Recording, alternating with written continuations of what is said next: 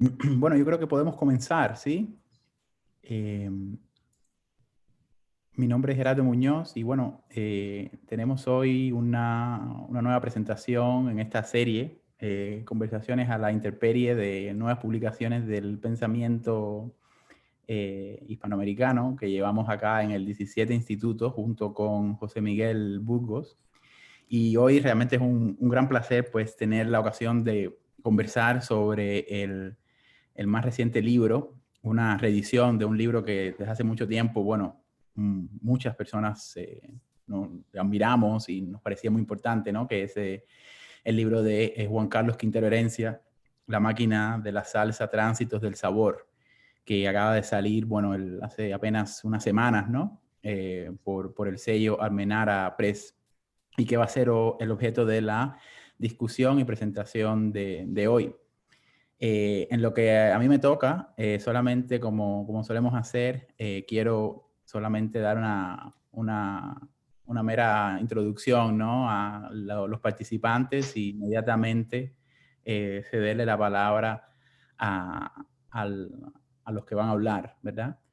Pero yo creo que, sin lugar a dudas, Juan Carlos Quintero Herencia, además de ser, bueno, profesor titular en la Universidad de Maryland, en estudios culturales y literatura latinoamericana, es también pues una de las, digamos, voces más interesantes, importantes, ¿no? De la reflexión crítica y también de la poesía, ¿no? Puertorriqueña. Su último libro de poesía, aunque tiene varios, es El Cuerpo del Milagro, que publicó en 2016. Y sus libros de crítica, que también han tenido un impacto importante, ¿no? En los que estudiamos el Caribe y Latinoamérica en general, son La figuración del espacio, un magnífico estudio sobre las polémicas intelectuales de Casa de las Américas durante la primera década de la Revolución, un libro publicado en Argentina hace ya unos años, ¿no? Y más recientemente, bueno, un ensayo que ya me parece a mí que pues demuestra, ¿no? Las capacidades y el brillo del estilo de Juan Carlos, que es La Hoja de Mar, Efecto Archipiélago, también publicado por Hoja de Mar y que es, según entiendo, un libro en varias partes, ¿verdad? Y que animo a todos a buscarlo inmediatamente, ¿no? Por la envergadura y el efecto que genera ese tipo de escritura y esa reflexión. Y también, bueno, vale decir, ya que estamos, ¿no? Y ha sido hoy un plug al programa de Juan Carlos, que Juan Carlos lleva un programa de radio muy bueno, que nos quita un poco, ¿no? Y nos alegra las mañanas, los sábados, que es A la Escucha en Radio Bonita de Puerto Rico. Y también, bueno, animamos a todos a que vean a que escuchen el programa de Juan Carlos los sábados, ¿no? Y bueno, como decía, el libro de hoy es La máquina de la salsa. Tenemos dos comentaristas que son, digamos, realmente de lujo, que van a estar reflexionando sobre el libro. El primero es Cezanne Cardona, que es profesor y escritor puertorriqueño también, y autor del libro Levittown, Mon Amour, ¿verdad? Una colección de cuentos que recibió un premio en el Festival de la Palabra. Y Cezanne va a ser el primer comentarista hoy. Y también tenemos a un viejo amigo también que ha estado vinculado al 17 Instituto, ¿no? Jaime Rodríguez Matos, que es profesor en UC Fresno, en California. Y, TSU Press. ajá, perdón, sí, UC Press. Que es autor del libro Writing of the Formless, ¿no? La escritura del informe sobre Lezama Lima y la cuestión del tiempo, que entiendo que va a salir también próximamente en castellano. Y bueno, Jaime ha venido reflexionando desde hace mucho tiempo sobre cuestiones relativas a la universidad, infrapolítica, ¿no? Y también la relación entre tiempo y poesía. Entonces, bueno, sin más, le doy la palabra a Cezanne o Jaime, no sé quién quisiera comenzar, y luego pues responderá Juan Carlos y ya después inmediatamente abriremos más la discusión a quien estén presente por acá, ¿no? Gracias a los tres.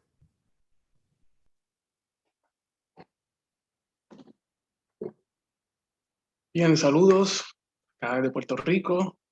Un gran honor poder compartir, conversar y poder comentar este libro tan maravilloso que tuve la oportunidad de leer cuando se presentó por primera vez en la librería, en la antigua librería La Tertulia, allá en Río Piedras, y del cual guardo un gran recuerdo. Hice un pequeño comentario, un comentario breve sobre mi lectura en un principio de ese libro y tal vez lo que significa esa primera lectura y esta segunda lectura que puedo hacer, ¿verdad? Eh, Obviamente revisitada, ¿verdad? Por este náufrago tan espectacular que es Juan Carlos, ¿no? Como todos sabemos, le gusta mucho el mar, ¿no? Así que pues voy a leer un comentario breve, luego pues bueno, pues, escucharemos a Jaime y mi comentario viene, ¿verdad? Para abrir también la posibilidad de conversar sobre el libro. Así que más que agotarlo, ¿verdad? Mi propuesta es esa, ¿no? Ya desde la literatura y también de la música y de la autobiografía, pues desde ahí voy a hablar, ¿ok? Eh, ¿En qué libro te gustaría vivir? Esa fue la pregunta que un periodista le hizo a algunos escritores invitados a la edición 71 de la Feria del Libro de Madrid. Como es de imaginar, casi todos contestaron la pregunta, no sin antes titubear o detenerse por varios segundos en esas vocales que solemos usar cuando uno espera que el tren del pensamiento llegue a la boca. Al momento de aportar el título o el autor, la mayoría de los escritores, si no todos, hicieron una curiosa salvedad. Del libro seleccionado apenas escogían una escena rápida o un rinconcito. Intuyo que la razón del titubeo o del minimalismo se debió a que los libros que más nos gustan no son muy aconsejables para vivir. ¿A quién le gustaría vivir en la calle Morgue donde aparece aquel cadáver decapitado y que Poe describe en el famoso cuento? Ni hablar de la pensión donde Raskolnikov en Crimen y Castigo le abre la cabeza con un hacha a una anciana, o esa infecta habitación en la que se pasea Gregorio Samsa convertido en un monstruoso insecto y su padre le tira manzanas que se le encajan en el costado. ¿Qué decir sobre lo que le sucede a Pichula Cuellar en Los Cachorros de Vargallosa o la copulación desolada de los huesos de los muertos en Pedro Páramo? Por más nostálgicos que seamos, dudo mucho que algunos de nosotros quisieran vivir en la Londres de Tony Dickens o en esa mansión del Gran Gatsby en la que los invitados a la fiesta cantan borrachos y a coro, los ricos tienen dinero y los pobres tienen hijos. Sin embargo, como quiera, nos asomamos a esas páginas con delicioso peligro, al decir de Baudelaire. Algo similar sucede con la salsa. Tendemos a pensar que es un lugar habitable, pero no lo es, y está bien que así lo sea. A mí, por ejemplo, no me gustaría ser testigo del momento en que Perisco lo atropella un tren, pero lo bailo. Tampoco me gustaría que me ofrecieran puñetazos por celos o personificar una especie de Mefistófeles en Yo soy la muerte, eh, o atragantarme a riesgo de diabetes con el eterno menú del Gran Combo. Pero aún así lo canto y con autoridad de hambriento. ¿Y quién quiere ser el policía que esconde la bemba en el negro bembón o vivir el momento en que Marvin Santiago le pega fuego a una jicotera? Sin embargo, me entran unas ganas terribles de bailar escondiendo o mostrando la bemba, solo por cantar todas las tragedias vivibles y por vivir. Y la razón, intuyo, se debe no tanto a eso que Aristóteles teorizó, sino a aquello que antes de Aristóteles ya estaba, pero que dijo mucho después y mejor Emily Dickinson. El corazón pide placer primero y luego excusa el dolor y luego esos pequeños anodinos que amortiguan el sufrir y luego, si esa fuera la voluntad de su inquisidor, el privilegio de morir. ¿Hace falta que alguien defienda a la salsa como un retablo antropológico, sociológico o una contraseña de identidad? No, y ese es el peligro. La salsa se defiende sola, como puede y quiere, nos dice Juan Carlos, porque es una máquina inconsecuente, sin lógica, productiva por un lado e improductiva por otro, que patina, que se descarrila, que se estrella, que no llega a su destino, disculpen los portazos.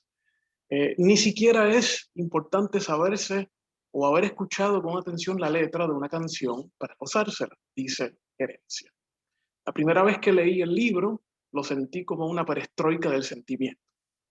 En la noche de la presentación, en la antigua tertulia de Río Piedras, el libro se leyó como un arma gozosa frente a la resaca del nacionalismo académico finisecular con el que el país, de cara al siglo XXI, se desquitaba del desastre del primer Rosellano. Sin embargo, a mí me parecía un libro no para autorizar o potenciar la indigestión teórica de los departamentos de humanidades, sino para desautorizarse él mismo. Es decir, que Juan Carlos escribió el libro para desautorizarse él mismo, utilizando la poesía y la crónica como armas. Algo similar le ocurrió a Martí a finales del siglo XIX. En una de las cartas, Sarmiento le exige al corresponsal cubano lo siguiente: quisiera que Martí nos diera menos Martí, dice la carta. El alegato de la máquina de la salsa se puede leer así, potenciando el revés de esa frase de Sarmiento: más barbarie y menos civilización. Por lo tanto, mi lectura de este libro salsero se volvió un tanto más sentimental, sazonado con la lógica salitrosa de la autobiografía, porque me acababa de cambiar de historia a literatura, es decir, de un departamento a otro, y buscaba una justificación que abriera las puertas a la inutilidad de aquello que dijo Rimbaud en Una temporada del infierno: ahora puedo decir que el arte es una tontería. Libro de Juan Carlos se me volvió entonces un eco de aquello que el teatro del absurdo de Ionesco insistía, eso de que la obra de arte exige nacer de la misma manera que un niño, pero que el niño no nace para la sociedad, aunque la sociedad se apodere de él. El niño y la obra de arte nacen para nacer, insiste Ionesco, y exige sin tener en cuenta o sin preguntarse si es requerida o no por la sociedad. Así que mientras unos atendían la aparente tiraera de Juan Carlos a la sociología o a la antropología del patio, yo recurría a una anécdota de mi segunda niñez. A mis 11 o 12 años, mi mamá trabajaba como técnico sociopenal número 3 en la oficina de Libertad Bajo Palabra, adscrita al Centro Judicial de Bayamón, y atendía, entre otros, el caso del sonero Marvin Santiago. Recuerdo con atención cómo mi mamá le dedicaba la atención que mi mamá le dedicaba a sus canciones mientras me llevaba a la escuela, tal vez buscando algún detalle en su cancionero que le ayudara a comprender mejor la reinserción de su cliente a la libre comunidad, pero siempre terminaba muerta de la risa y sin poder explicarnos del todo los juegos verbales del sonero. Además de realizar entrevistas en la comunidad, parte del trabajo de mi mamá consistía en levantar un informe llamado Plan de Salida, que implicaba la reinserción del sonero a la libre comunidad luego de cumplir cárcel por sustancias controladas. Pero un buen día mi mamá me contó que Marvin le quiso regalar a mi mamá un disco y Marvin se molestó porque mi mamá no pudo aceptar el regalo por razones ético-laborales. Lo confirmé años después cuando mi mamá se volvió a encontrar con Marvin Santiago y yo la acompañaba en el Festival Claridad, y el sonero le recriminó, triste y tierno, pero agradecido, como el Capitán Nemo, aquel disco que mi mamá no quiso aceptar. El disco no lo recuerdo, pero no hace falta porque de ahora en adelante en ese recuerdo estarán todos los discos del salsero. Eso no determina a Marvin de por sí, pero sí determina mi Marvin Santiago. Y de eso es que trata este libro maravilloso de Juan Carlos, de esa máquina siempre accidentada que nos permite resbalar cada vez mejor. Gracias.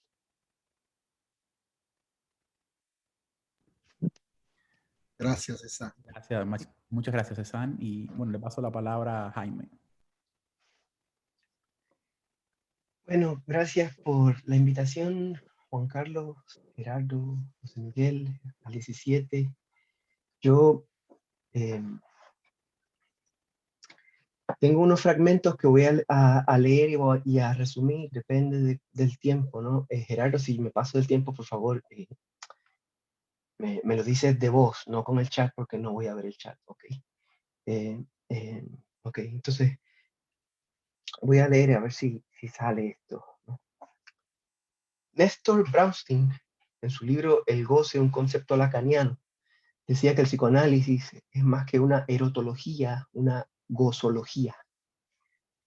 No se trata con esta referencia de una polémica lacaniana, porque lo menciono para proponer que la máquina de la salsa no es otra cosa que una gozología.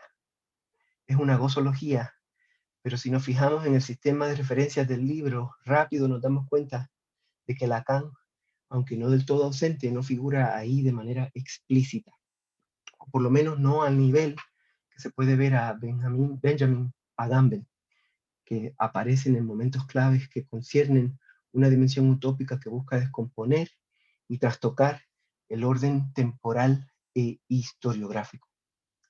Este motivo abre en el texto de Juan Carlos Quintero Herencia un camino hacia el placer, pero lo que se desprende de ese no lugar puede que no solo no se siga directamente de los presupuestos materialistas en juego ahí, con Benjamin Agamben, sino que es posible hasta que sea la tensión central del libro. Digo tensión y no contradicción. Este texto, esta gozología, es un discurso que no rehuye de la contradicción. Es una logía contradictoria más bien. Un discurso sobre la no relación del discurso con el goce, que no hace de esa negatividad una excusa para descartarlo, para descartar el goce. Lo sabroso, dice Juan Carlos, no conoce discusión sobre su real. La discusión es sobre los gustos o las ideas. La ejecución sonora de la canción, más que su desglose formal o su contextualización, incluidas las voces, son el espacio donde se escucha el despliegue de lo sabroso, donde este último lleva a cabo su cosa. Eso era una cita. Vemos de inmediato el eco de un lenguaje lacaniano aquí, lo real, la voz, la cosa. Todo esto, en mi opinión, es el corazón del libro, sin que se convierta en un manual. Todo lo que usted quería saber sobre Lacan, pero nunca se atrevió a preguntarle a los soneros. No hay ni una sola explicación de un concepto lacaniano en todo el libro. Al contrario, nos topamos con pequeños gestos de evasión. El chiste en la salsa no es el inconsciente, o la risa que no sale o se le escapa al mismo Juan Carlos cuando leyendo la ópera latina Omi de la orquesta Harlow dice: Omi le habla a su imagen y su padre, con el psicoanálisis hemos topado. No ocurre lo mismo cuando se trata de la beta utópica. La utopía, instante de la voz estremecida, el tiempo prometido, el ahora que dispone la canción como en un parpadeo, como un choque de labios, es un tiempo que se escapa de la cronología y pulsa en el cuerpo de la escucha. No es una revolución histórica de lo que está tratando este momento o este aspecto del libro de Juan Carlos, pero sí es una cosa que busca presentar el libro, o por lo menos hacer la escena, la figuración escénica. El tema del escenario es un tema central del libro, ¿no? Y de lo que se trata es de poner en el centro de ese escenario la patria original del placer.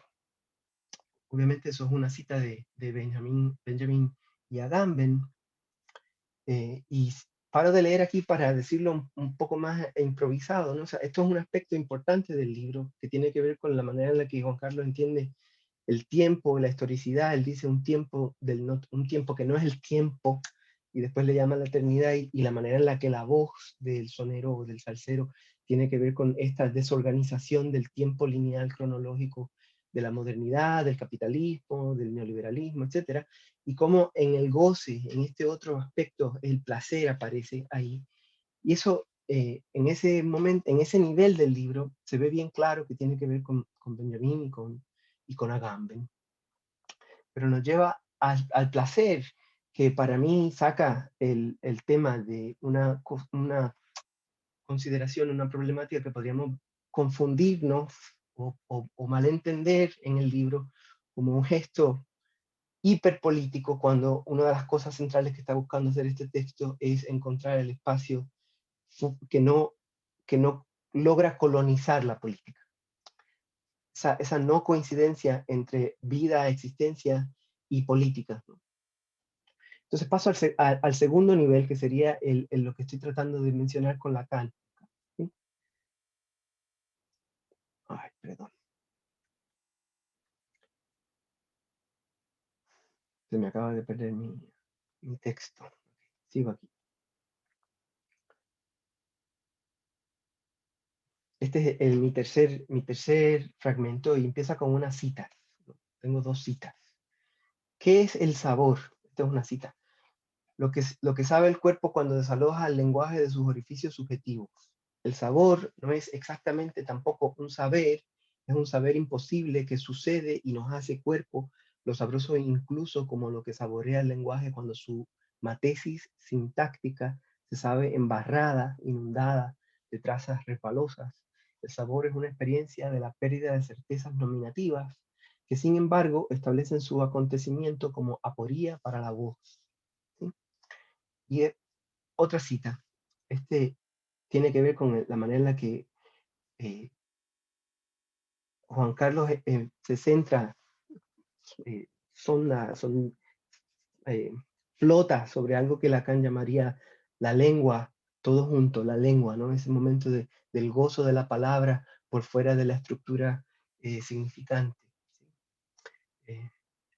Dice, la onomatopeya es el despeje de un tiempo para la imagen sonora, el regreso de un tiempo no cronológico de la lengua, un estado de absorción y disfrute de la sonoridad ajena, el regreso de un tiempo para la escucha atado a la reverberación que desata en el cuerpo de la voz la imagen acústica, la puesta en voz de una escucha que desde el cuerpo de la lengua actualiza la responsabilidad de recibirla y reproducirla en otra superficie, llámese canción, texto o cuerpo.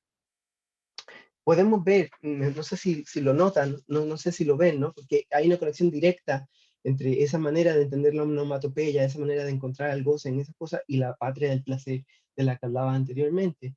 Excepto que cuando estamos en el nivel Benjamín Agamben, nos podemos confundir fácilmente con que estamos hablando de lo histórico, de lo político, y en este nivel la reciprocidad del uno y el otro se desmorona un poco, y a eso es a lo que me quiero ceñir para acabar con mi comentario de hoy. El goce interviene, pero no implica como tal al otro, no es esencialmente comunicación. La palabra no apunta al reconocimiento. Por cantar, este cuerpo no está ligado al otro, solo está unido a su propio goce.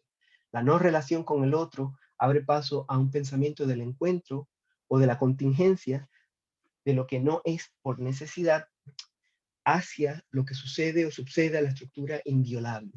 Si el estructuralismo ponía la estructura en el lugar de lo trascendental, lo que condiciona aquí es el ahí donde el roto de la estructura, vacío en el que no es la ley de la estructura lo que aparece, sino la invención de lo nuevo, conectores que no son los lugares de la estructura.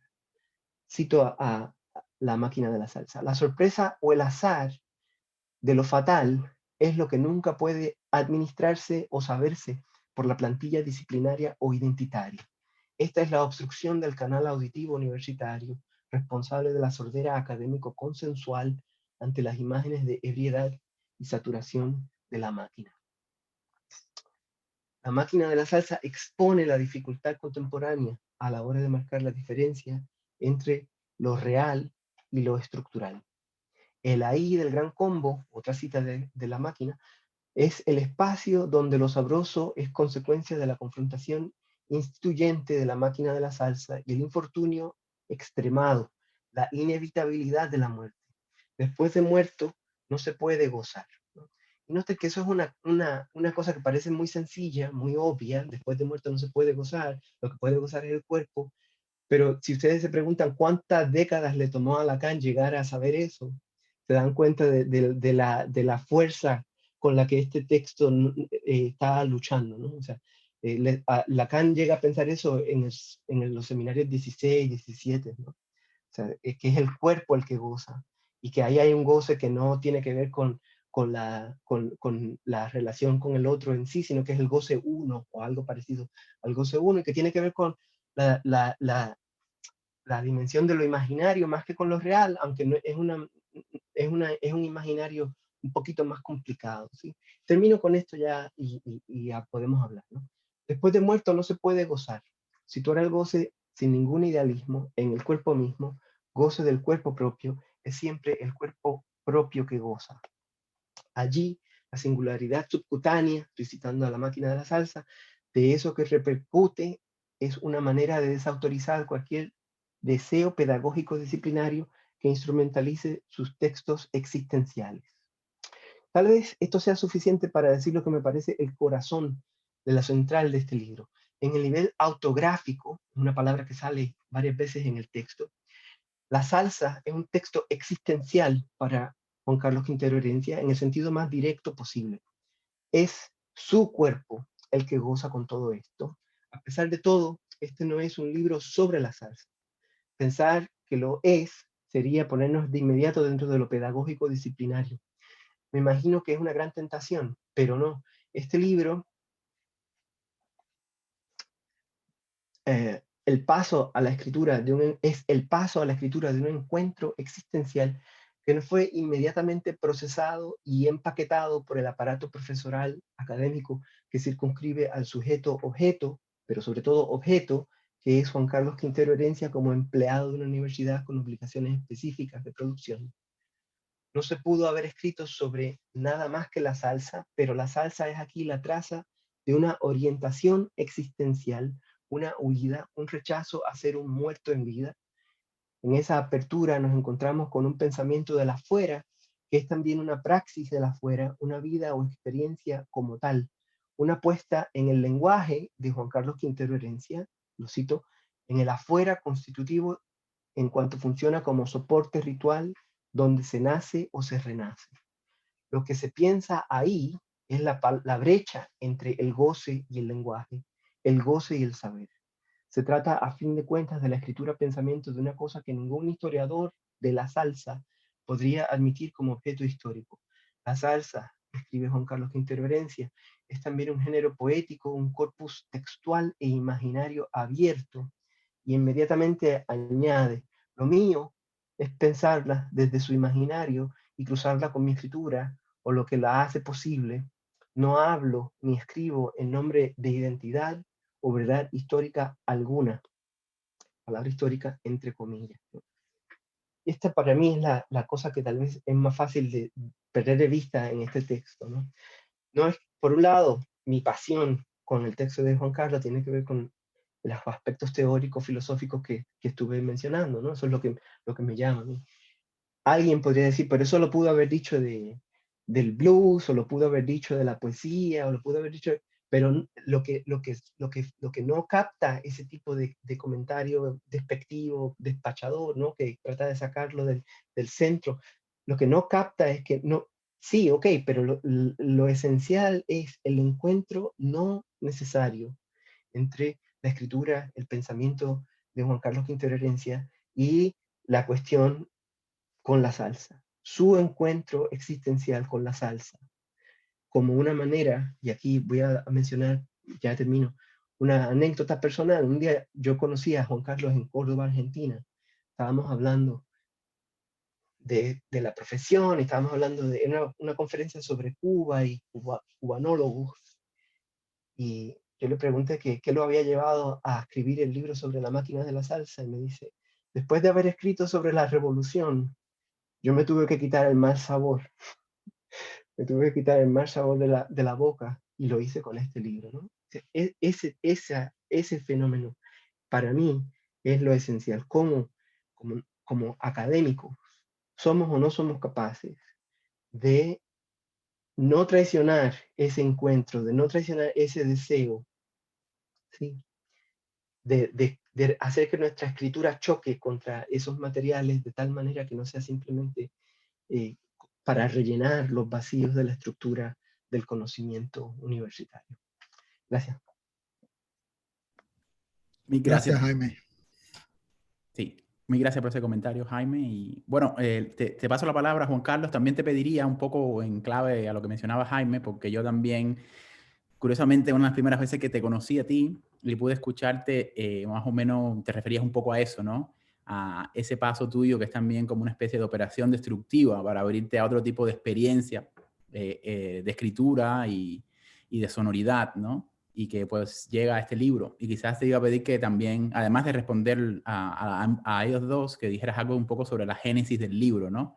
Para los que no sepan de ella. Bueno, voy a tratar de no delirar, cosa que se me hace muy difícil, y quizás empezar por los agradecimientos, ¿no? Quiero agradecer al Instituto 17 de Estudios Críticos, a Gerardo, a José Miguel, ¿no? Por la organización de esto, y a Cézanne y a Jaime por esos dos comentarios tan generosos y que me abruman por su belleza y por el honor que le hacen a mi escritura.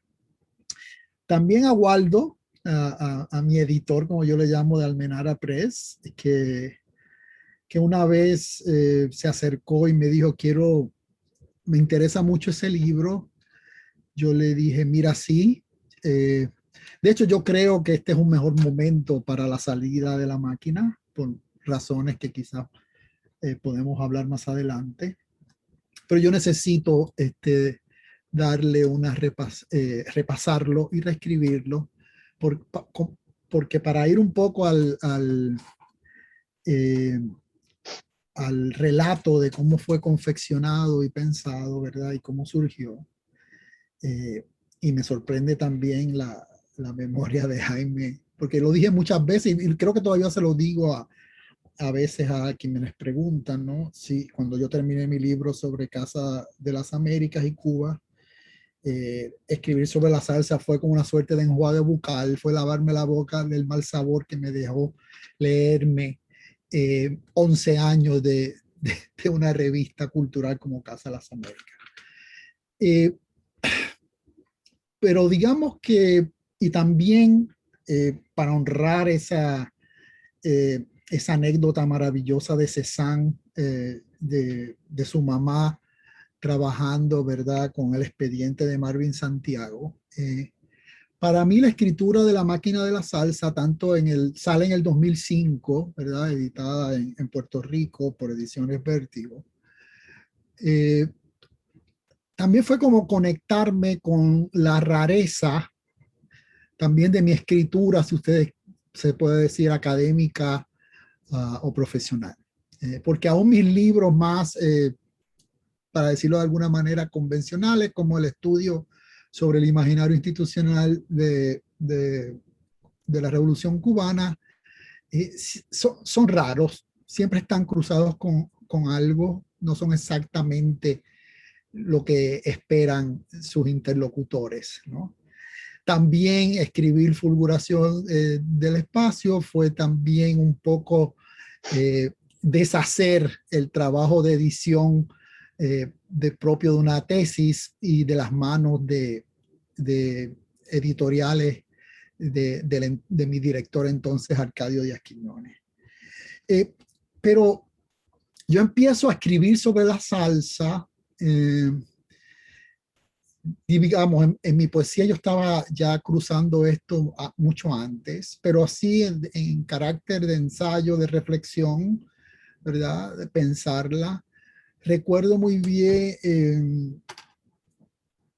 entre 1997 y 98, y es una anécdota que incluyo en el libro, una amiga estaba organizando una mesa en su universidad, o no sé si en alguna conferencia sobre la salsa, y había escuchado que yo en mi poesía incluía, ¿verdad?, imágenes o referencias a los salseros, y me invitó. Y yo le dije, yo no tengo nada en este momento, pero ya habían comenzado a salir los libros y los ensayos, tanto de Juan Flores como de Ángel Chuco Quintero, mi primo, y de Frances Aparicio, y yo me empecé a preocupar mucho. En realidad me alarmé, ¿no?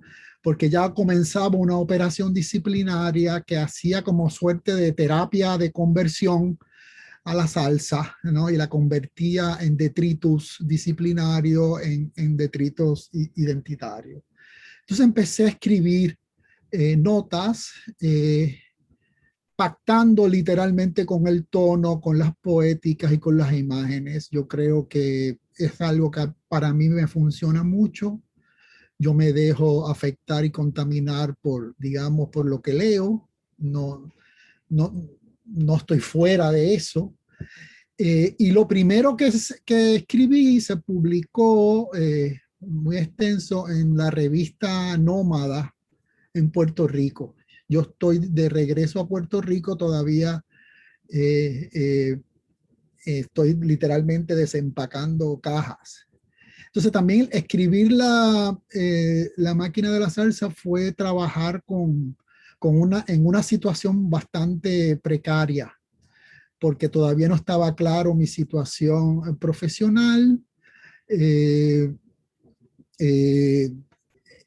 arreglo, digamos, en la universidad, y sin embargo, a mí siempre la salsa me ha acompañado, ¿verdad? Es como el soundtrack de mi niñez y adolescencia, y la escucho a diario. Y entonces, era también una manera de tirar una raya y decir, bueno, yo veo mucha gente escribiendo sobre la salsa, pero yo sospecho que no han ido a un baile de salsa. Yo sospecho que no han ido a un festival de salsa. Creo que que si iban más en clave como de antropólogo, sociólogo invitado por Laza. Y eso a mí me generó mucha alarma, ¿no? Me generó mucha alarma porque yo gocé mucho con la salsa. Y recordaba además la profunda relación de amistad y de querencias con amigos y novias, o escuchando salsa. Literalmente en medio de los bailes, al lado de las bocinas, escuchándola, haciendo reuniones para escucharla y comentarla. Nadie estaba hablando nadie hablaba entonces de contracultura, nadie sacaba banderitas, nadie decía que era contrahegemónica, nada de eso, ¿no? Era una escucha de sujetos que sabíamos ¿verdad? Desde nuestra perspectiva, que estos salseros estaban experimentando con muchas cosas. Y voy, ¿verdad?, a parar aquí brevemente. Quiero hacer dos comentarios. Uno es lo de esa anécdota, ese comienzo del trabajo de Cézanne, ¿verdad?, de cómo vivir en un libro. Yo tampoco recomiendo vivir conmigo mientras yo estaba escribiendo este libro, porque precisamente como estaba literalmente mudándome constantemente, lo oía constantemente, valga la redundancia, y tenía loca a mi familia. La tenía literalmente loca hasta que me entregaron unos audífonos y pude dedicarme a escuchar sin molestar eso, ¿no? Se reían mucho, las transcripciones, estaba obsesionado con transcribirlas, porque cuando encontraba transcripciones me daba cuenta que habían alteraciones, y también estaba muy atento a lo que se les ocurrían a los soneros y a los soneros en ese momento, que a mí me parecen son momentos de autoría y de improvisación. Entonces sí, me parece que es un gran gesto de desautorización. Estoy de acuerdo. Y creo que en realidad lo que más me producía ansiedad de las lecturas disciplinarias de la salsa era que lo que yo escuchaba en ellos era el ejercicio, una especie de bodybuilding de la disciplina, de lo que podía decir el especialista o el erudito frente a la salsa, más que escuchar la salsa. Por ejemplo, el silenciamiento de todas las narrativas narcóticas, de toda la misoginia abierta, es bastante revelador, ¿no? Son lecturas eminentemente morales. Me encanta lo que dice Jaime sobre el libro como una gozología. Y yo creo que es cierto, yo no comienzo a leer, digamos, sostenidamente a Lacan, sino probablemente a partir de la publicación del libro. Y también no hubiese hecho de ninguna forma eso que hace cierto, digamos, lacanismo académico o disciplinario, ¿no? Soy consciente de que el horizonte de muchas de esas reflexiones es la clínica, y muchas veces las traducciones o la singularidad de esta experiencia y de esta práctica teórica se desencuentra de manera abismal con la experiencia, ¿verdad?, de la clínica. Pero sí, yo entendía también que después de haber leído y también de haber hecho un recorrido por la lectura de lo que sería el corpus de infrapolítica, yo estaba hablando de cosas y discutiendo asuntos muy caros y que para mí tenían muy caros para ambos, digamos, archivos, y que para mí era importante un poco dejarle esa entrada. Finalmente, el apéndice, que son trabajos posteriores a la publicación del 2005, y sobre todo ese pequeño, esas notas, que de nuevo son otro homenaje a Benjamin, al hachís, al libro de hachís de Benjamin, era también continuamente mi deseo de regresar a esa experiencia, ¿verdad? Del descontrol y de un goce inexplicable que me hace a mí seguir envejeciendo, escuchando las mismas canciones que escuchaba cuando tenía 14 años. Y gracias de nuevo, gracias de nuevo. Preguntas, comentarios, ataques que no sean personales. Gracias, Juan Carlos. Bueno, lo que solemos hacer es si Jaime o César quieren responderte o decirte algo antes de abrir a preguntas y a una conversación más general, pues lo pueden hacer, ¿no?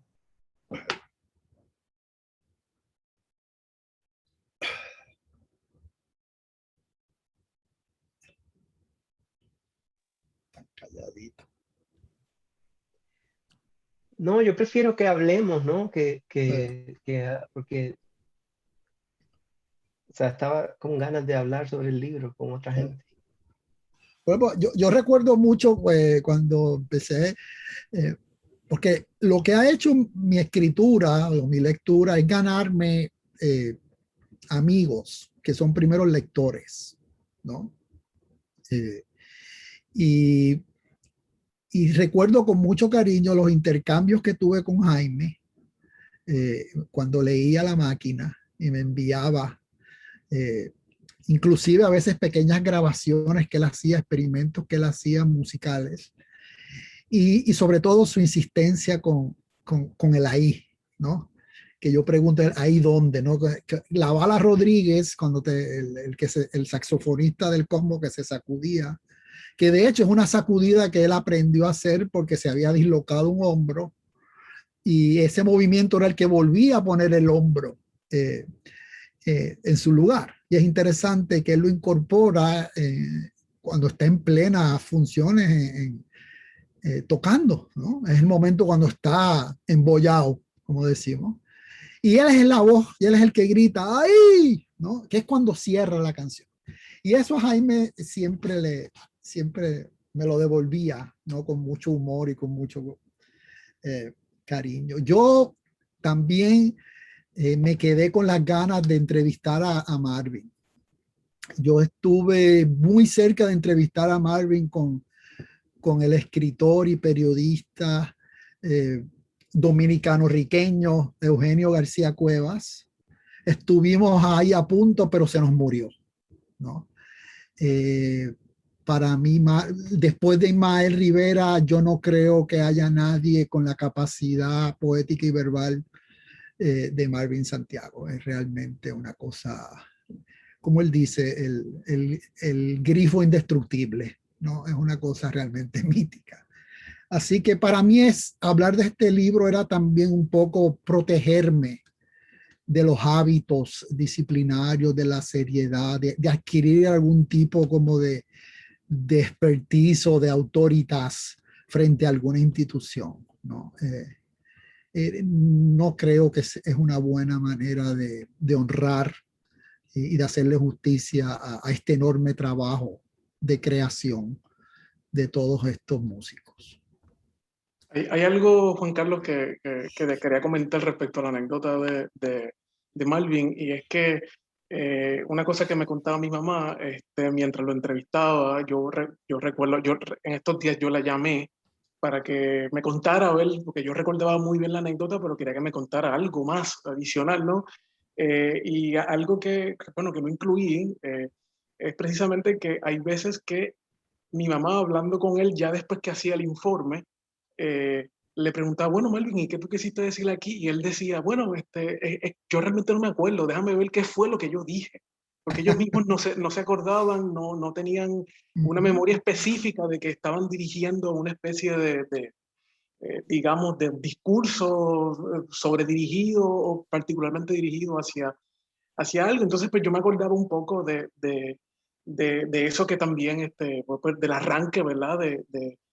Que hacían ciertos poetas, ¿no? Cuando recurrían a las musas, ¿no? Porque necesitaban que alguien autorizara, pero porque ya esa historia ya la habían contado, ¿no? Cuéntame, musa, la historia de aquel, porque ya eso estaba contado. Así que ellos tampoco tenían esa idea, o digo ellos, o por lo menos Malvin, no tenía la idea de que él estaba contando algo nuevo, ¿no? No había ningún tipo de originalidad, simple y sencillamente se dejaban llevar, ¿verdad? Ya sea por la cuestión narcótica o por el embolle o por lo que fuera, ¿no? Entonces, yo cuando era pequeño, pues tenía la combinación de ambas disciplinas, la disciplina de escuchar salsa en el Daihatsu rojo de mi mamá y que me llevaba todos los sábados a la orquesta del programa de cuerdas para niños del Conservatorio de Música, ¿no? Entonces yo tenía esas dos disciplinas, ¿no? La de escuchar lo que no sabía que estaba escuchando y por otro lado, ¿verdad? Sintiendo ese arrebato cuando los violines o yo tocaba violonchelo en aquel momento, pues me tocaba, ¿no? Entonces empecé a darme cuenta poco a poco que había una especie ambas disciplinas compartían ese escalofrío, ¿verdad? Que es la señal que dice Nabokov, que es la belleza, ¿no? Ese escalofrío en el espinazo. Y recuerdo también las anécdotas que nos hacían, nos hacían los directores de orquestas, ¿no? Sobre todo de aquel de James Judd, que dirigía la Orquesta de Londres, que un buen día se cortó con la batuta, ¿no? Y entonces, dirigiendo la orquesta, como si fuera una herida de lucha libre, se llenó de sangre toda la cara y bueno, y siguió dirigiendo, ¿no? Y se le llenó toda la camisa de sangre, ¿no? Entonces, pues, digamos que yo creo que ambas disciplinas, una un poco más pegada, ¿verdad? Yo digo ambas disciplinas porque las dos requieren mucha práctica, ¿no? Sí. Y entonces, pues, cuando llego a la universidad, pues, lo mejor que podía hacer era combinarlas, ambas, ¿no? La disciplina del compás específico, pero sin dejar a un lado que también hay un arrebato como el que tenían los salseros cuando contaban, ¿no? Entonces, contaban y cantaban. Así que, pues, a mí me parece, nunca sentí esa fuerza disciplinaria respecto a la música clásica que me decía no escuches música, no escuches salsa no quieras improvisar, no era todo lo contrario. Sí. A veces sacábamos canciones por acá. Entonces, pues, digamos, yo también me viví tu libro así, tanto la primera lectura como esta. Sin embargo, que esta lectura, y con esto termino, me parece aún más crucial y más importante, sobre todo las cosas porque andamos en una época de borraduras, ¿no? Que a mí me preocupa muchísimo, ¿no? Y ver en el libro que tú hayas añadido ciertos apéndices tipo crónica de lo que se escucha ahora, para mí también es importante porque yo creo que es preocupante toda esta fuerza, ¿no? De moralista de querer borrar, ¿no? Y a mí siempre me educaron de que si uno le parecía que moralmente una canción no estaba del todo bien, pues uno tenía que reescribirla, no borrarla, ¿no? Entonces, pues yo creo que tu libro un poco responde a eso y te agradezco porque esta segunda lectura yo creo que ¿verdad? Saca la bola del parque, ¿no? Como el caballo, ¿no? El pelotero y nos vuelve otra vez a poner en máquina, ¿no? Esas gradaciones de la alarmantes de una sociedad que poco a poco se va volviendo cada vez más dictatorial. No sé ni cómo llamarlo, ¿verdad? Tengo que tener cuidado también como lo digo, pero es cierto, yo tengo unas grandes preocupaciones y yo creo que tu libro también puede ser una buena respuesta a estos tiempos de incertidumbre moral en el que vivimos.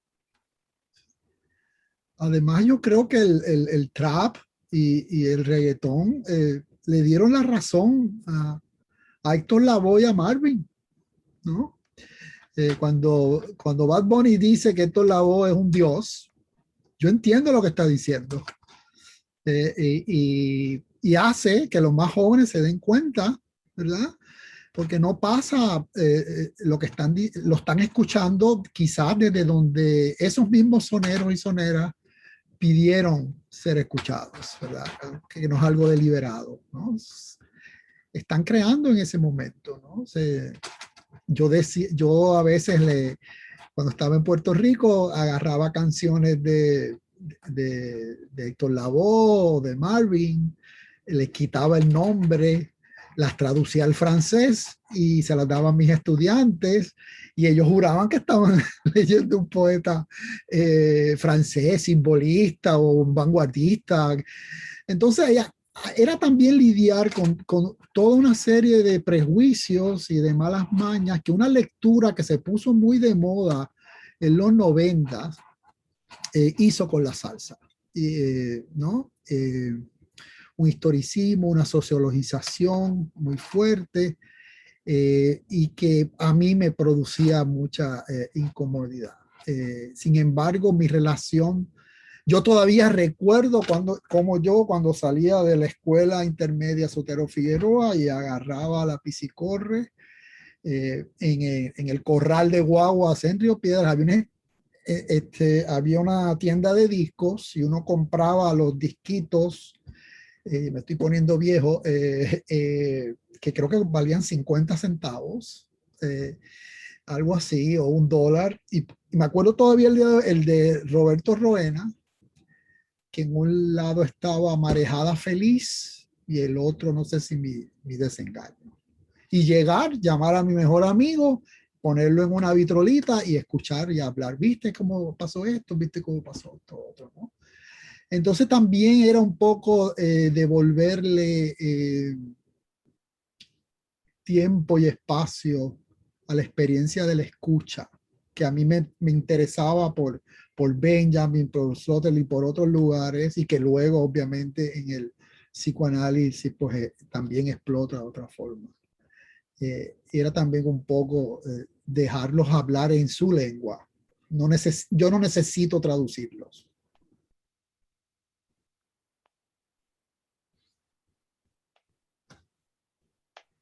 Pero Sí, bueno, podemos ahora abrir la conversación con todos los que están presentes. No sé si alguien tiene alguna pregunta, pueden ponerlo en el chat o simplemente pedir la palabra y se les habilita el micrófono, ¿verdad? Yo quizás me tomaría, bueno, ya que estoy hablando, ¿no? Un poco el derecho a hacerte una pregunta, Juan Carlos, ¿no? Y tiene claro, un más que poco, derecho.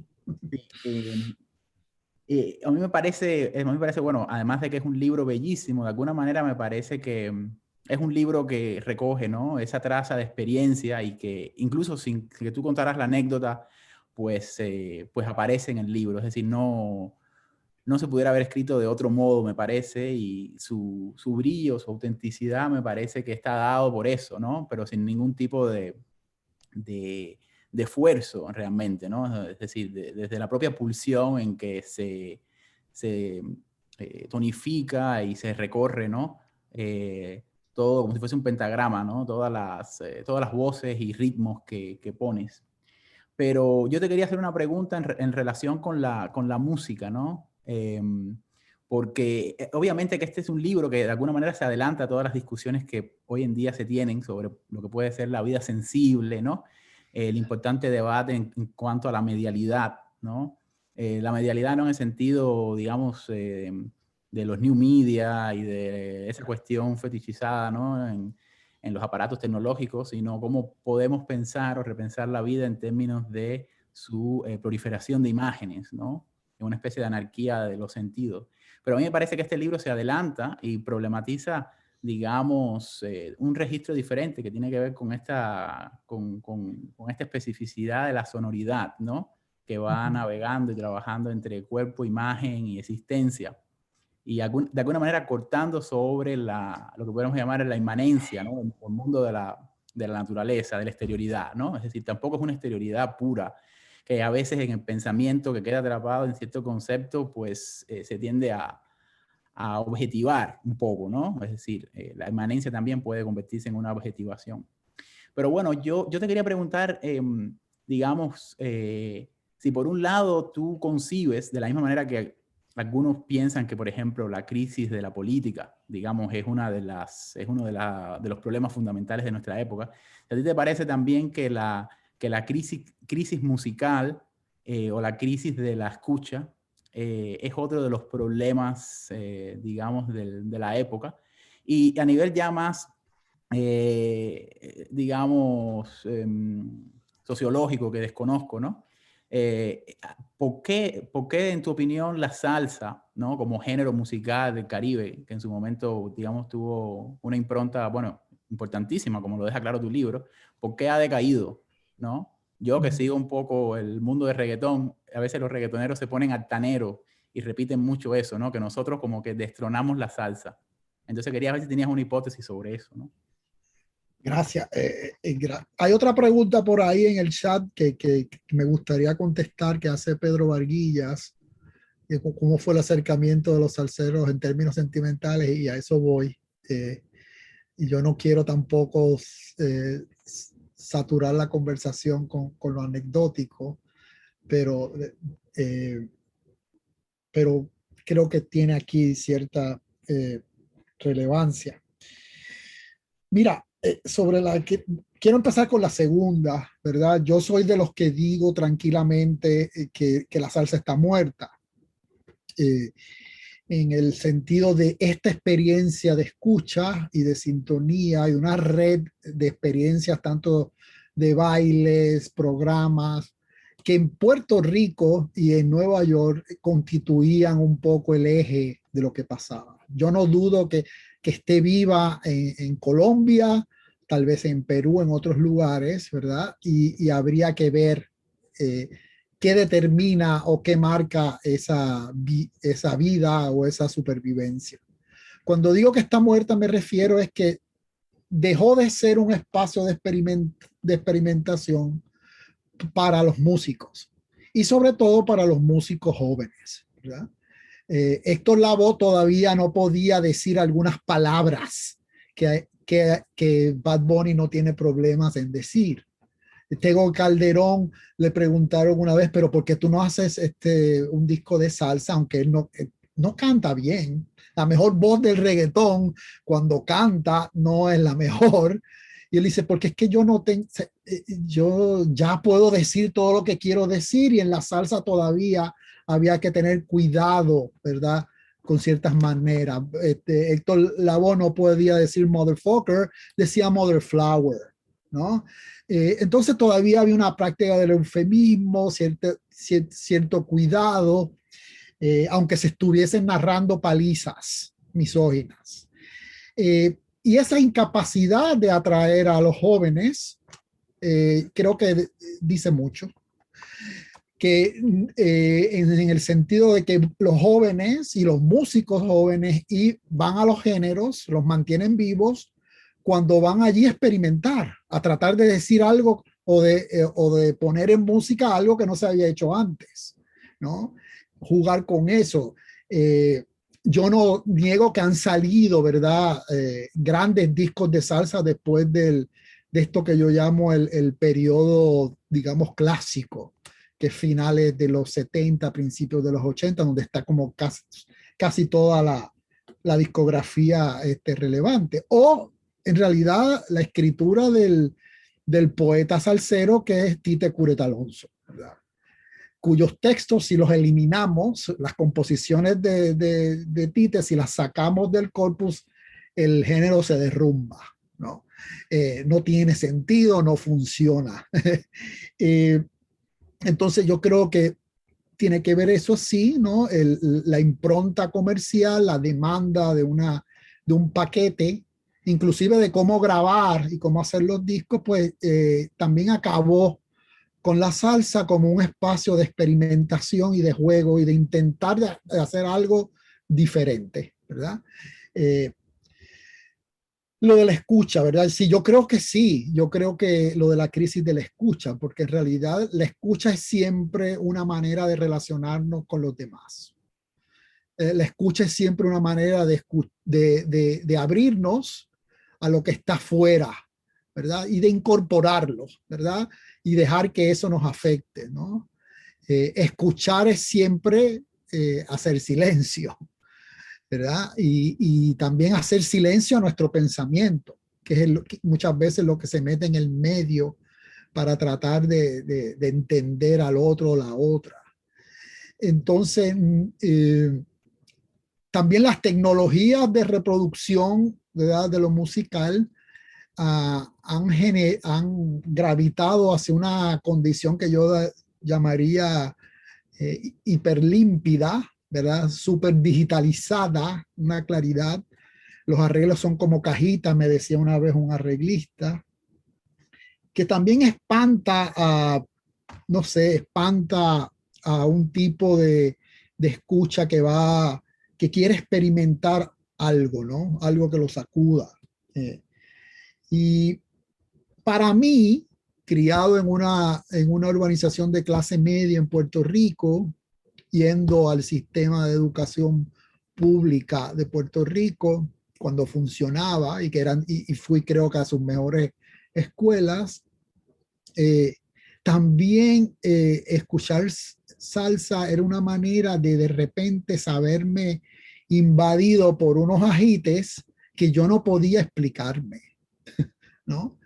Esa anécdota que para mí es la anécdota, digamos, que del estallido de mi preocupación salsera, es mi escucha de Celia Cruz, ¿no? Una figura y una voz que yo todavía no puedo decir exactamente por qué me afecta como me afecta. Todos los salseros me afectan, gente, pero cuando Celia Cruz canta, yo realmente dejo de ser yo, ¿no? Se me aguan los ojos, se me eriza la piel. Y mi madre cuenta, porque esa es su historia, no es la mía, que yo de muy pequeño escuché, y lo pongo en el libro, y es lo que persigo, escuchaba a Celia Cruz en la radio, yo subía el volumen y decía, mami, mami, Celia Cruz. Y lo repito, Celia Cruz era una voz, yo después es en la universidad o en la escuela donde me entero que es una mujer negra, exilada, o como dirían algunos de los patriotitos, mis amigos, que entraron a la salsa por Rubén Blades o por que a quien digamos en la máquina de la salsa no le hace justicia como se merece, por lo menos el primer Rubén Blades, ¿no? Esa es la salsa con conciencia, y la hubiesen llamado, o la llamaron gusana, ¿no? Para mí, yo sabía cuando estaba frente a Celia Cruz que yo estaba frente a una fuera de serie, que una voz y una performance como lo de esta mujer no se iba a ver en mucho tiempo. A mí no me cabía la menor duda. Después encontrar a Maelo, decía, bueno, aquí está su versión puertorriqueña. Y era simplemente trabajar con eso. Hace poco una lectora me dijo, mira, me afectó mucho esa lectura tuya de Maelo y de Celia.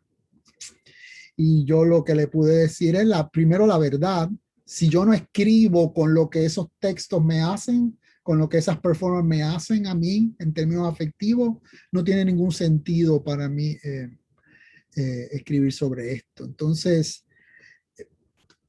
de alguna manera escuchar, ¿verdad? En estos momentos es una tarea muy difícil en este ahora nuestro, porque hay tanto ruido, hay tanta estática, ¿no? Y escuchar también supone a veces separarse, alejarse un poco, ¿no? Es otro tipo de iniciación en el pensamiento y supone ponerle pausa a ciertas rutinas, ¿verdad? A ciertas lógicas productivas o de vivencia. Y yo quería en realidad yo quería dejar esto, o sea, se están escribiendo muchas cosas, yo quiero dejar esto que quede aquí, que yo no fui parte de este relajito, que yo no fui parte de este embuste disciplinario que dicen todo lo que se dice sobre la salsa, ¿no? Yo no estoy escribiendo sobre la salsa para subir académicamente, para adquirir la permanencia, para que me inviten aquí o a aquella conferencia o para hacerme experto de nada. Y yo quería que quedara constancia de eso.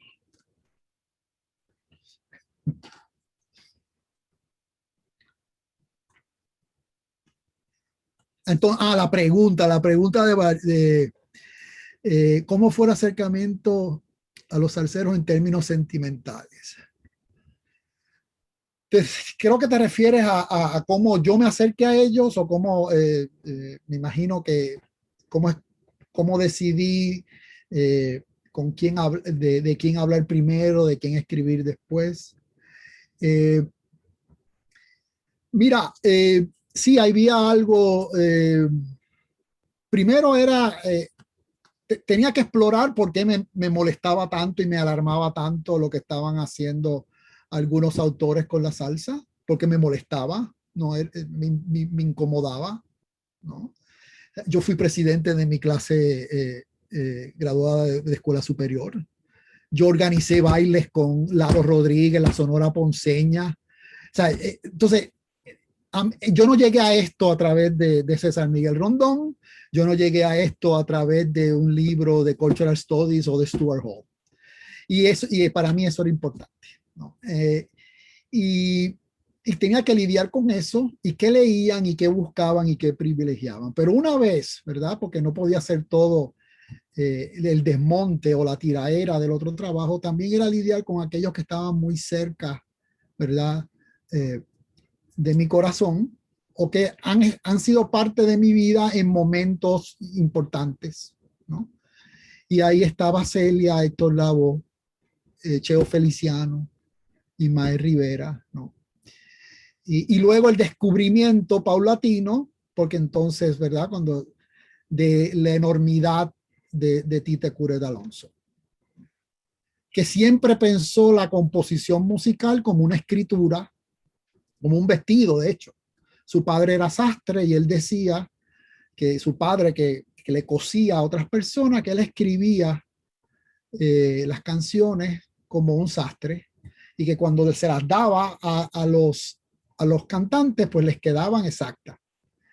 Pueden escuchar La Cura de Frankie Ruiz, pueden escuchar infinidad de canciones que, de hecho, lo que hay en Tite Curet es una enorme escucha. Es quizás nuestro mejor oído, ¿no? Y cuando quería escribirle a Celia Cruz, sabía cómo agarrar el timbre, ¿verdad? Y desde dónde enunciaban esos soneros. Y eso es espectacular. Las canciones Piraña, también de Periódico de Ayer, de Héctor Lavoe. Entonces, también había un trabajo con una sonoridad, ¿verdad? Y con el timbre y también la traza que hay en la voz de todos estos soneros.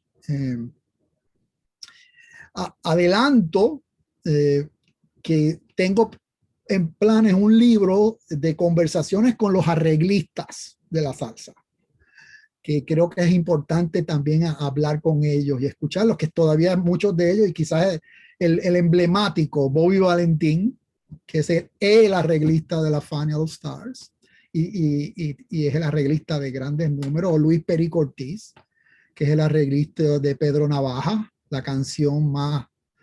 Y creo que me gustaría conversar con ellos, nunca sobre los aspectos técnicos que no conozco ni domino, ni tampoco me interesan mucho, porque también me abruman por su complejidad. Pero creo que también iría por ahí, ¿no? ¿Cómo piensan, verdad, eso, que es una canción?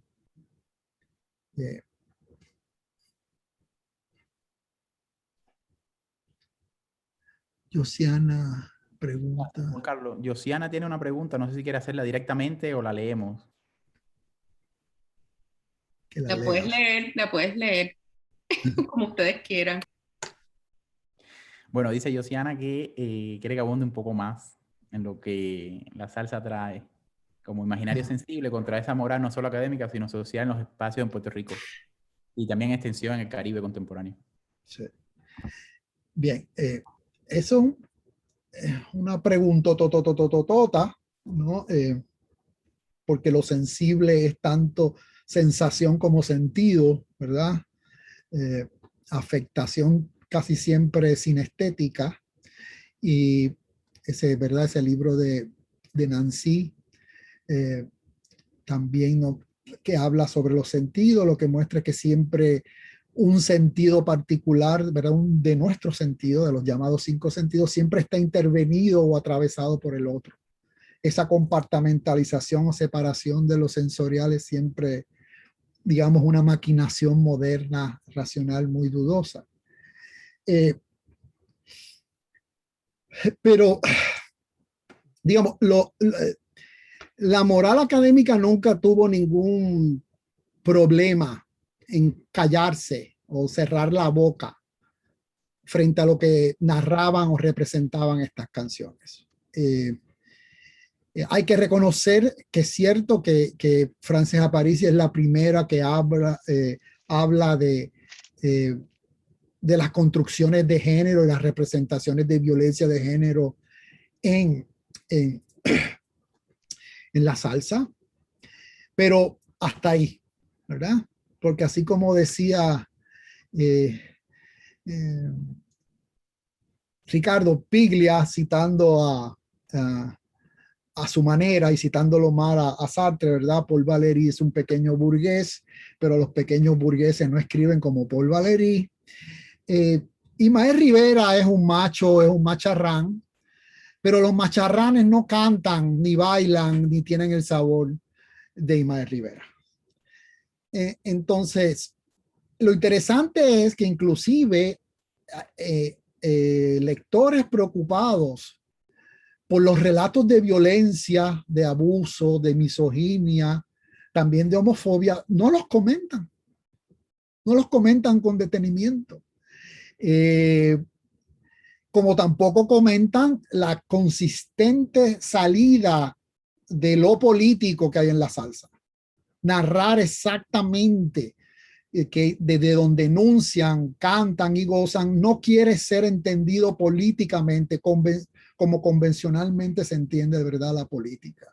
La gran canción de Ismael Rivera y Tite Curet Alonso, Mi Música, de Maelo, que es claramente una respuesta a la nueva trova, y como ustedes saben, lo demás es nueva trova. Es Mi Música, no queda ni a la derecha ni a la izquierda, tampoco da las señas de protesta general. Mi música no queda ni a la derecha ni a la izquierda, queda en el centro de un tambor bien legal. Entonces, ahí muchas veces los académicos lo que hicieron fue demostrar su poderío o su musculatura disciplinaria, cuánto podían leer, cuánto podían citar. Empezaban esa genealogía, como yo digo, desde el barracón o desde el barco negrero. Y cuando tenían que lidiar con los textos poéticos, porque son textos poéticos, pues empezaban a contar rimas o literalmente, como hace de hecho algunos de ellos hablan de que van con sus amigas a los bailes y mientras los amigos y las amigas están bailando, ellas están señalando violencia de género, sexismo, una mala palabra. Entonces, y dice que sus amigas le dicen, me dañan la fiesta, ¿verdad? Son party poopers. Yo creo que es un... pero en los años 70 y 80 en Puerto Rico, escuchar salsa era sinónimo, ¿verdad?, de ser cafre. Era sinónimo, era otra manera de decir que estabas escuchando música de negros, música de tecatos, ¿verdad? Yo no lo viví así en mi casa porque mis padres no cojeaban de esa pata. Igual esa batalla que después construyeron entre rockeros y salseros era bien dudosa, porque yo era el primero que igual iba a un concierto de Cheap Trick como a escuchar a la Sonora Ponceña. Y ese enfrentamiento binario, simplón, identitario, no era lo que se vivía, de hecho, en muchos espacios. De hecho, algunos de mis amigos de escuela superior, todos me dicen, pero si tú eras un rockero también, ¿qué es eso de estar escribiendo sobre la salsa? Eso es algo que se construyó un poco después desde las presiones, ¿verdad?, académicas. Y a mí me parece que, digamos, los salseros, Luigi Texidor, el sabor, Adán y Eva allá en el paraíso, después de la manzana, se chuparon un limón.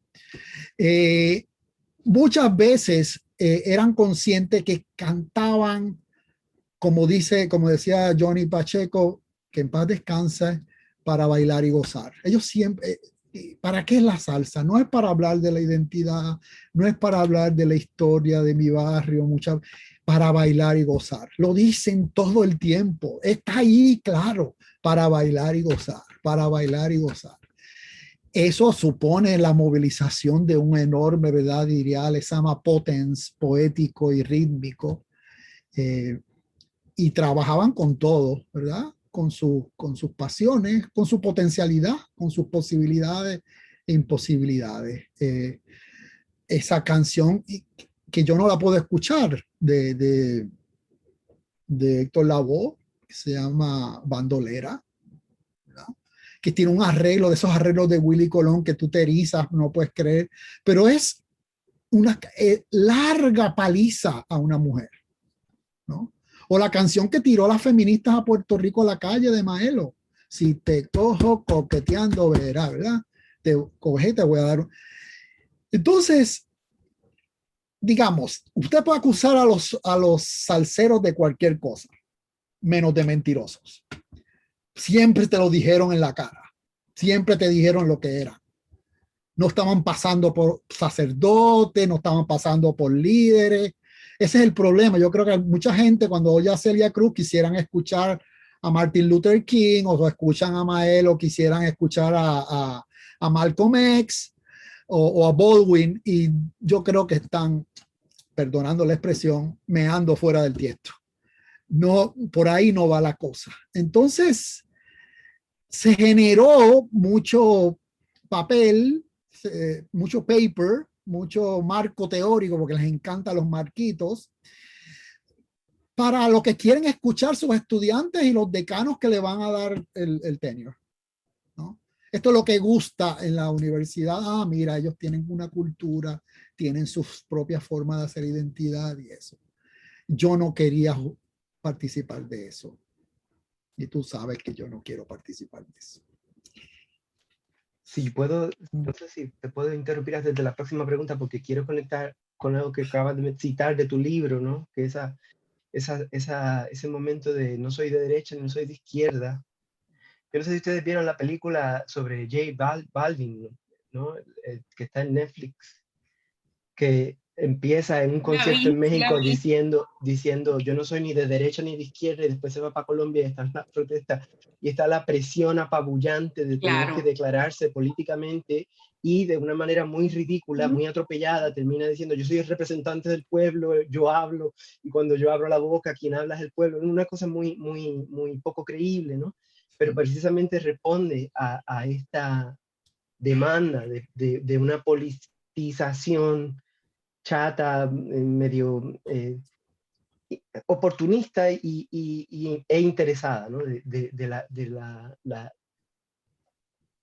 O sea, que el problema central hoy en día es cómo poder zafarse uno de esta, entre comillas, politización, que en realidad no es otra cosa que cómo conseguir que te den funding o vender discos o que te den tenure, ¿no? Que es el problema central hoy en día, que en el momento en que parece que no estás siendo simplemente político, en ese sentido abierto, ¿no? Por mí habla yo soy la voz del pueblo, ¿no? Se complica y o sea, puedes perder el trabajo, te puedes quedar sin trabajo. Es difícil. Si me lo preguntaras, no ahora que nos están grabando, Pero yo te daría la misma contestación, Jaime, ¿verdad? A mí me ha funcionado, a mí, yo no creo que el modelo sirve para nadie, yo no creo que puede ser aplicado o se puede estandarizarse. Últimamente a mí lo que me ha funcionado es que entre más demandas, digamos, institucionales yo lo que digo, estoy escribiendo, aquí hay un libro, estoy haciendo un libro, va a salir otro, y decir de verdad lo que quiero hacer. De hecho, yo nunca lo disfracé mucho.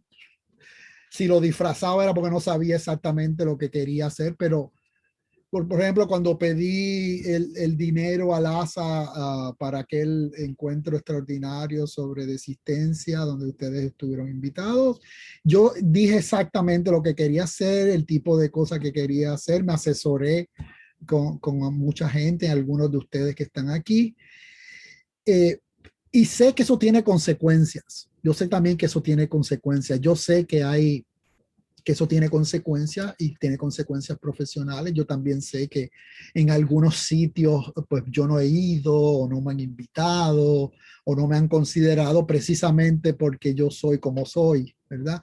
Pero lo otro, que fue también ver a muchos de mis grandes maestros y maestras, gente maravillosa, pero un poco devorados por fantasmas y terrores que parecen ser profesionales, pero no lo son, para los cuales el psicoanálisis tendría mejores respuestas. Yo de verdad, yo no quería pasar por ahí. Es siempre muy difícil, ¿no? Yo lo que he querido siempre es buscar interlocución, ¿verdad? Gente que realmente me escucha. La maravilla de escribir sobre la salsa es que me ha ganado lectores, ¿verdad? En lugares muy lejanos que me escriben y me piden cosas. No media ninguna transacción, no media ninguna carta de recomendación, y eso me da mucho sentido, ¿no? Pero es una demanda continua, y sobre todo en una universidad como la que nos tocó ahora, que está en realidad muerta, hay que decirlo, ¿no? ¿Verdad? No es la universidad que a mí me formó o la que yo vi, ¿verdad? Es duro.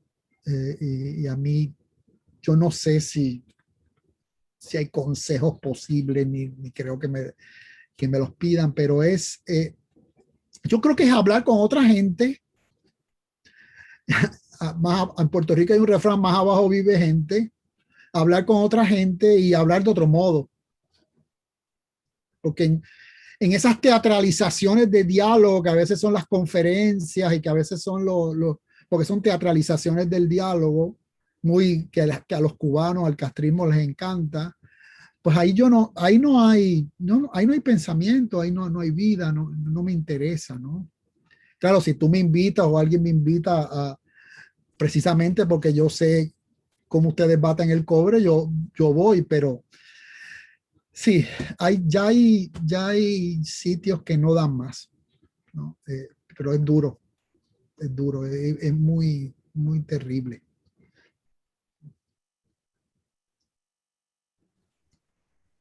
Sí, muchas gracias, Juan Carlos.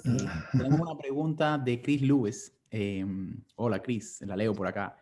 Dice Chris que hay que, claro, como tú siempre haces la pregunta sobre el mar, quería devolvértela, ¿no?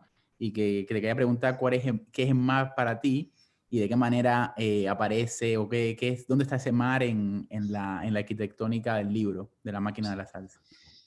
Mira, en inglés hay una palabra que no tenemos en español, que es maravillosa, ¿verdad? Para el paisaje marino, que es seascape, ¿no? No tenemos algo equivalente. Tenemos el litoral, la costa, pero seascape, ¿no? Y así como en landscape resuena escape, el escapar, ¿verdad? Para mí el mar siempre ha sido una zona de escape, ¿no? De escape de la mirada, ese otear el el horizonte, ¿verdad? Ver hasta dónde se puede ver hasta que no se ve nada. Pero es también una relación con la intemperie y con el carácter cáustico y corrosivo de lo marino, ¿verdad? Derek Walcott nos ha recordado cómo la belleza marina es destrucción continua, ¿no? El oleaje es eso, es el desdibujamiento siempre y la corrosión, ¿verdad?, de los objetos y de las cosas. En la salsa, digamos, cuando tú me preguntas eso, Chris, en la salsa hay una canción que se llama Marejada Feliz, de Roberto Roena, ¿no? Que es un sujeto frente al mar, convocando otra marejada, que es obviamente el encuentro amoroso con este amante. Vuelve y pasa por mí, aún yo digo que sí, que todavía pienso en ti. Entonces la marejada es una suerte de lógica contrariada, porque es volver al encuentro destructivo con el amor imposible, ¿no? Lo marino es también para mí es siempre un exponerse a situaciones abismales, ¿no? De fractura, de peligro, ¿no? Ahora que trabajo en la segunda parte de Efecto Archipiélago, que lleva por título Palabra al Mar, estoy trabajando mucho con escenas donde un sujeto le habla al mar, ¿no?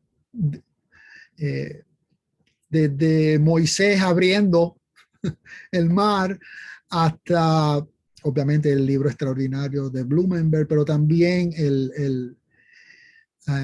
el hijo, digamos, bastardo de Cristóbal Colón, recoge una escena que no está en sus diarios, ¿verdad? Ese diario siempre dudoso de Colón, que es que aparece una tromba marina y Colón abre la Biblia y levanta una espada y hace una oración y corta la tromba, ¿no? Y entonces, en la salsa en particular está eso, ¿verdad? Hay una canción que escribe Tite Curet Alonso a Celia, que se llama Dos Bueyes. También para mí el mar es relacionarme con mi animal poético, el buey, el cangrejo, ¿no? Que es una canción espectacular porque es Celia Cruz repitiendo una y otra vez que dos bueyes machos nunca pueden sobrevivir en una cueva, ¿no? Es esa manera, digamos, de Celia de hacer política de género. Y ahí siempre el mar es sensualidad, sensibilidad, pero es también abrirse a la afuera. Digamos, el mar salsero o el mar que a mí me interesa no es tipo Pedreira, no es un cinturón, no es límite, ¿no? Es conversación, ¿no?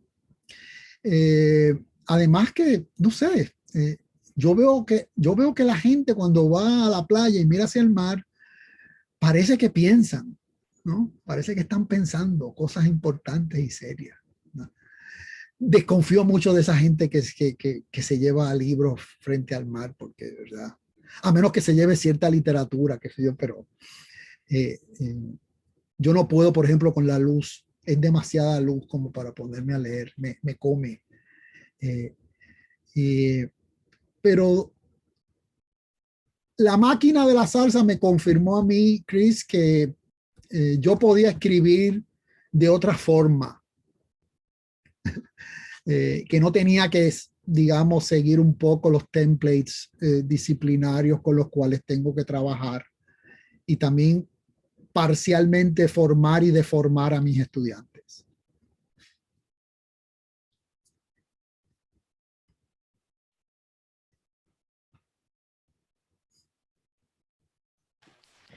Bueno, creo que tenemos un par de minutos más, sí, unos 5 minutos para unas últimas 2 preguntas o algo así.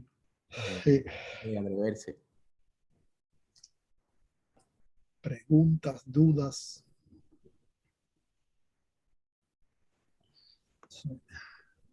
Yo tengo una... Sí, no, dale. Rapidito. Además hay una canción maravillosa de Marvin Santiago que Pirata del Mar, ¿no? En alta mar soy capitán. De hecho es el epígrafe de la segunda parte del libro de Efecto Archipiélago. En alta mar soy capitán, pirata yo soy de la mar.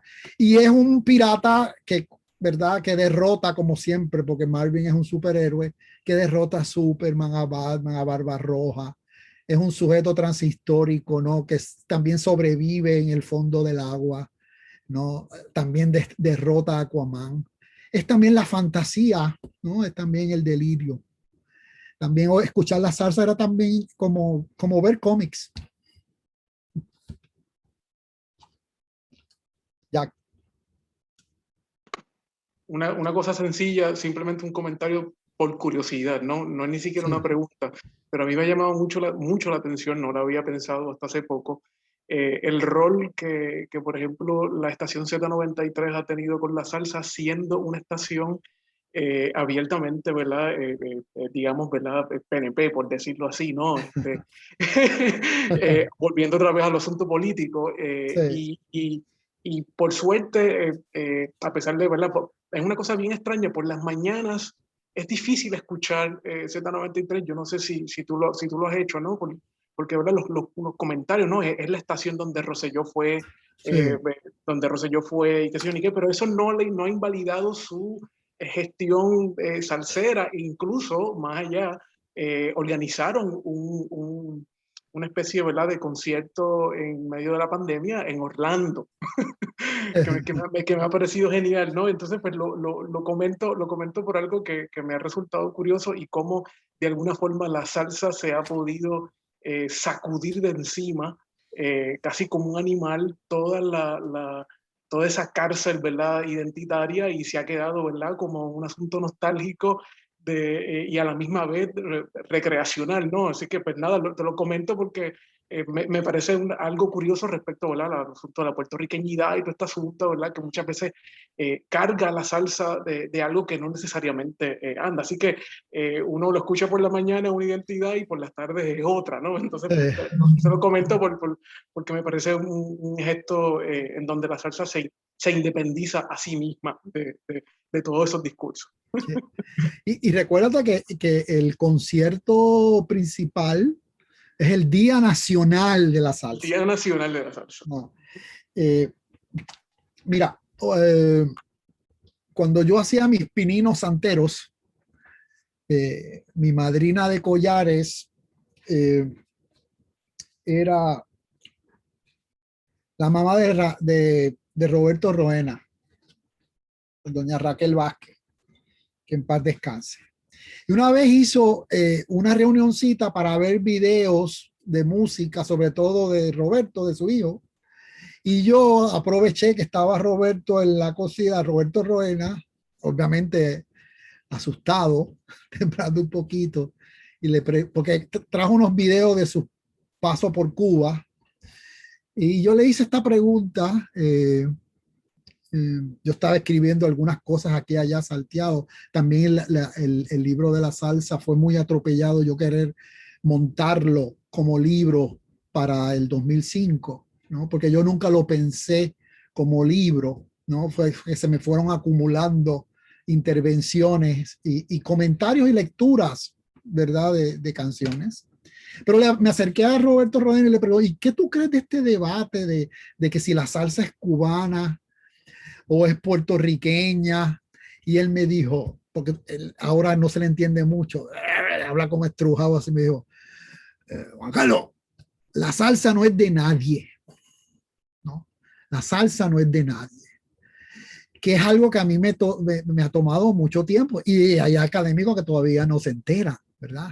Como no es de nadie, y esto se lo he escuchado muchas veces también a Gerardo, es de todos, ¿no? Y también era una conciencia musical y poética de que eso no es exacta, que la salsa como producción, como objeto, como discurso, ¿verdad?, inclusive como pensamiento, no está atada, ¿verdad?, a un origen o a una identidad, ¿no? Es un espacio para trabajar y hacer cosas y para pasarla bien.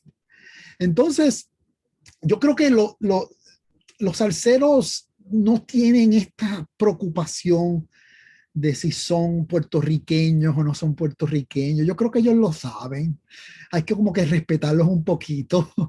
Yo creo que ellos lo saben. La cuestión de la discusión del estatus, de la situación colonial de Puerto Rico, pues inmediatamente genera, ¿verdad?, unas plantillas y apropiaciones de todo tipo.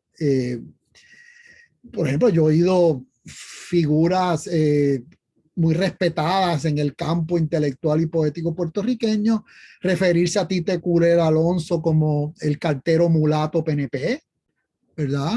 O Ismael Rivera como un tecato. Entonces, también es lidiar con el racismo nuestro, que tú sabes que es un racismo, yo no te debo decir mucho al respecto, pero un racismo muy de tía, muy de abuelita, simpaticona, ¿verdad? Porque como por nuestras calles no marchan neonazis, no hay historias de iglesias quemadas o de linchamientos a plena luz del día, pues parece que no padecemos de este problema. Pero también creo que, por ejemplo, la decisión de la Fania, o sea, de no querer grabar en inglés o hacer ningún... De hecho, cada vez que intentaron hacer lo que llamaban el crossover, no funcionaba. Se convierten en leyendas y son leyendas, sobre todo en América Latina y en Europa, en un cancionero en español, ¿no? Y creo que es que la gente se relaciona de otra forma, ¿verdad?, con esto, ¿no? Hay una emotividad ahí que ellos asocian sin lugar a dudas su identidad, su manera de ser, pero no la afilian, ¿verdad?, con posturas partidarias, y eso es lo que los hace, yo creo, más interesantes e inclusive enormes, ¿verdad? Entonces uno sigue la fascinación o el maelismo, ¿verdad?, o los maeleros, que son como una secta, son como una religión que sigue a Ismael Rivera. Yo entiendo por qué hay gente que decide creer en Ismael Rivera o en Celia Cruz, ¿verdad? Pero eso es otra conversación. Porque es que hay un enorme, yo creo que es que hay un enorme talento, hay como una especie en ellos como que coaguló, se armó una constelación, ¿verdad?, de creatividad y de productividad poética, que sí. Mira, los salseros o la salsa, como otro de los géneros, son lugares donde entendemos o aprendemos qué significa ser feliz. Estos son ejercicios en la felicidad, ¿verdad? De eso es lo que ellos saben y no es lo que sabe ningún decano ni ningún profesor, incluido este curita, ¿verdad? Con ellos aprendemos a identificar qué significa ser feliz.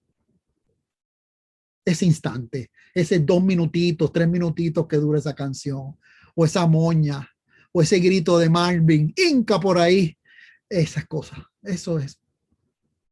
Gracias. Por ahí hay un comentario, creo, de Luis Duno Godberg. Mil gracias, hermano. He quedado encantado. Mira que la salsa ha formado parte de mi educación sentimental, entre comillas. Allí reconocí por primera vez a Venezuela como Caribe profundo. Abrazos agradecidos y pues porque además has pensado la profesión, el gusto por lo que hacemos, etcétera. Nos diste mucho. Gracias, Luis.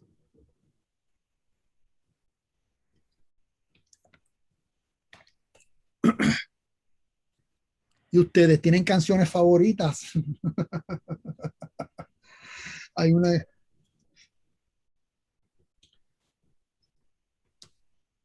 Sonido bestial. Yo soy de Cheo, yo soy de los de Cheo. Sí. Sí. Así que eso lo comparto. Yo tengo una, sí. Además que se parece a mi papá. Sí. No, Cheo es muy cercano al corazón mío, ¿no? Y de mis amores. Es una figura importante. Además que con esa voz. Si tú querías congraciarte con alguien, si ganarte puntos en un rapeo, tú tenías que poner a Cheo. Tú no ibas a poner a Marvin, tú ponías a Cheo. Por eso lo derrite todo. Cheo, cuando canta un bolero, ya. ¿No? Sí. Bueno, yo pienso que a menos que haya alguna otra pregunta final, podemos ir Sí. cerrando por ahora. Cerrando, claro.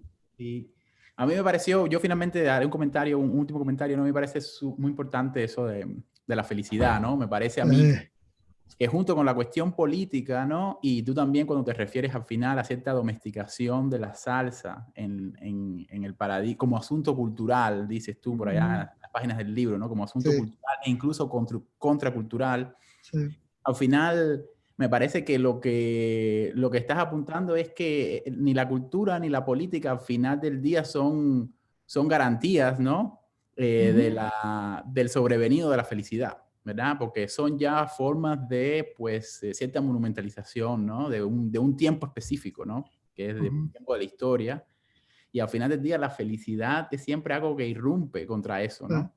Y no puede ser algo compensatorio como mero encanto, ¿no? Tiene que ser algo en lo que tú, de lo que tú te encuentras, me parece, ¿no? Lo que tú decías, ¿no? La búsqueda de esa exposición, ¿no? De ese afuera es siempre posibilidad de una irrupción otra, ¿no? Donde puede devenir la felicidad. Y el libro en realidad es muy, o sea, genera eso, ¿no? Me parece a mí que esa es la tonalidad, pues, uno de los tonos del libro, ¿no? Como la felicidad de ver ese goce, de ver ese performance y esa fiesta de la escritura, ¿no? Que me parece que es lo único auténtico al final del día hoy, ¿no? Como la exploración de ese modo singular de experiencia contra todo lo demás, ¿no? Que al final del día son órdenes, que son esquematismos, ¿no? Sí. Claro, y como el mar, para retomar la pregunta, ¿verdad? Uno se expone, ¿no? Uno se expone uno va al mar a exponerse, ¿verdad? Literalmente a meter el cuerpo allí.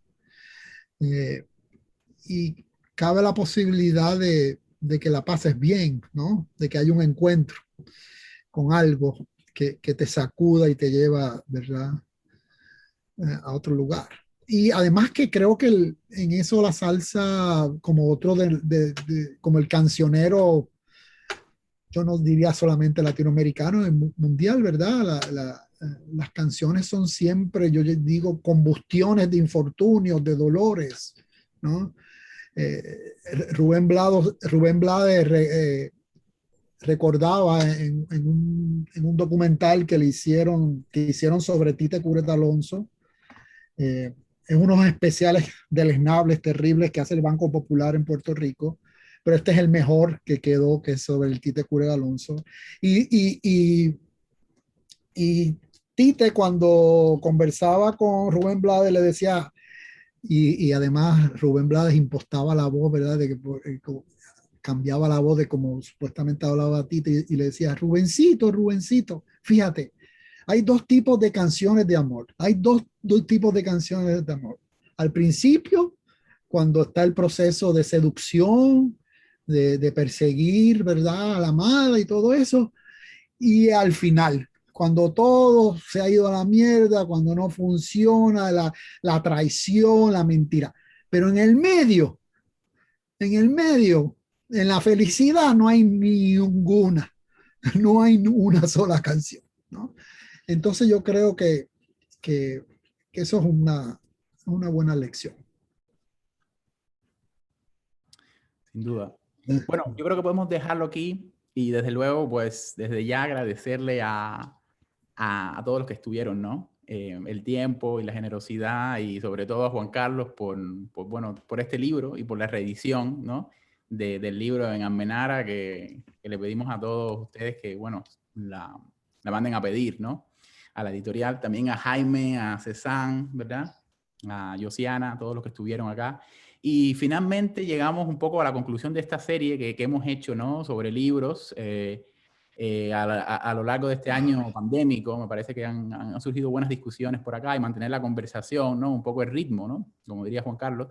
Y la última presentación que haremos antes de retirarnos va a ser con un libro que me hizo que está muy a tono con esto, ¿no? Que es el más reciente libro de Manuel Ecochia, que es Metamorfosis. y será de aquí a unas 2 o 3 semanas. Todavía no tenemos la fecha. Pero bueno, por ahora lo dejamos acá y de nuevo, muy agradecido de todos ustedes y seguimos conversando, Juan Carlos. Sí, yo de nuevo reiterar mi agradecimiento a Jaime, a Cezanne, a ti Gerardo y al Instituto 17, ¿verdad? Muy honrado y muy emocionado por todo esto. Los quiero mucho. Chao.